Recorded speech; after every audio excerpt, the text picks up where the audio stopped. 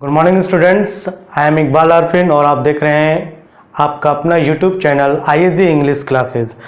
Students, जैसा कि मैंने बताया था कि मैं प्रीपोजिशन चैप्टर स्टार्ट कर रहा हूं और आज के प्रीपोजिशन चैप्टर के इस लेक्चर वीडियो में मैं बहुत ही स्पेशल ख़ास एक प्रीपोजिशन के बारे में जिक्र कर रहा हूं, जो कि वो अपने आप में एक और भी अलग तरह के मीनिंग का प्रयोग करता है। तो जैसा कि मैं आपको बता दूं कि मैं प्रीपोजिशन के बारे में मैंने बताया था कि एक एक करके मैं सारे प्रीपोजिशन का यूज़ बताऊंगा। मैं अल्फ़ाबेटिकल ऑर्डर से लेकर सारे प्रीपोजिशन को लेकर चल रहा हूं। तो सबसे पहले अल्फ़ाबेटिकल के ऑर्डर में सबसे पहले ए से शुरू होने वाला प्रीपोजिशन के बारे में जिक्र करते हैं। तो ए से शुरू होने वाला सबसे पहला प्रीपोजिशन ए को ही हम लेकर चलते हैं।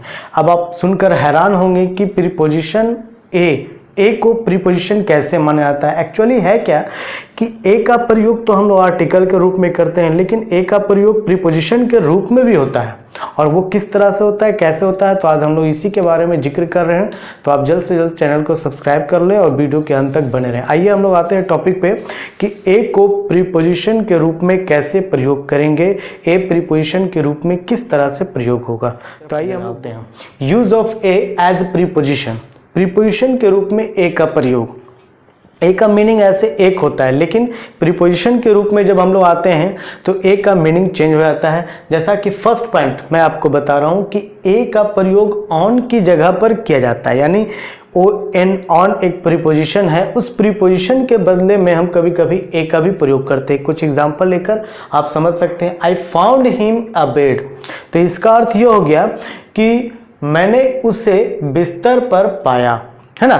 तो यहाँ पे आप क्या देख रहे हैं कि I found him a bed, यहाँ जो ए लगा है वो एक प्रीपोजिशन के रूप में प्रयोग हो रहा है। आप इसे इस तरह भी सेंटेंस बना सकते हैं कि I found him on a bed, on the bed, है ना। तो ऑन ना लगाकर वहां पर ए का प्रयोग किया गया, जो कि ये ऑन की जगह पर प्रयोग हो रहा है।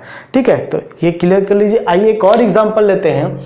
He has gone a hunting. तो यहां पे भी क्या देख रहे हैं आप सेंटेंस कि ही हैज गॉन हंटिंग। ए जो है यहाँ पे वो ऑन का जगह लिया है, ऑन के जगह पर इसका प्रयोग किया जा रहा है। हंटिंग का मतलब शिकार होता है, वह शिकार पर जा चुका है। शिकार पर यहाँ पे ऑन लगा सकते हैं आप। यहाँ he has gone on hunting, on भी प्रयोग कर सकते हैं, लेकिन यहाँ पे ऑन ना लगाकर हमने यहाँ पे ओ का प्रयोग कर दिया। ठीक है ना। तो आप ये दोनों सेंटेंस में आप देख रहे हैं कि यहाँ ओ का प्रयोग ना करके यहाँ पे ऑन का प्रयोग ना करके यहाँ पे ए का प्रयोग कर दिया गया है। तो ये दोनों सेंटेंसेस में ऑन के जगह पर ए का प्रयोग हो रहा है एज ए प्रीपोजिशन। ओके, अब आइए सेकंड पॉइंट में आते हैं। ए का प्रयोग एज पर के सेंस के लिए। पर का मतलब हिंदी शब्द होता है प्रति, है ना।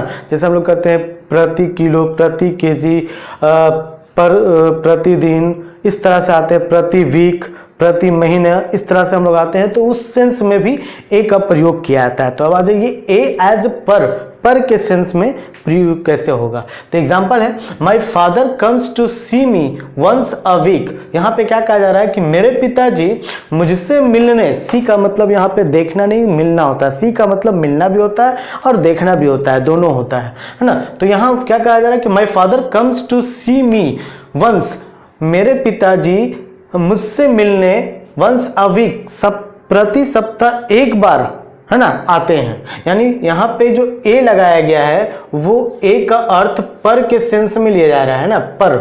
पर के सेंस में यहाँ पे ए का प्रयोग किया गया। उसी तरह से दूसरा एग्जांपल लीजिए।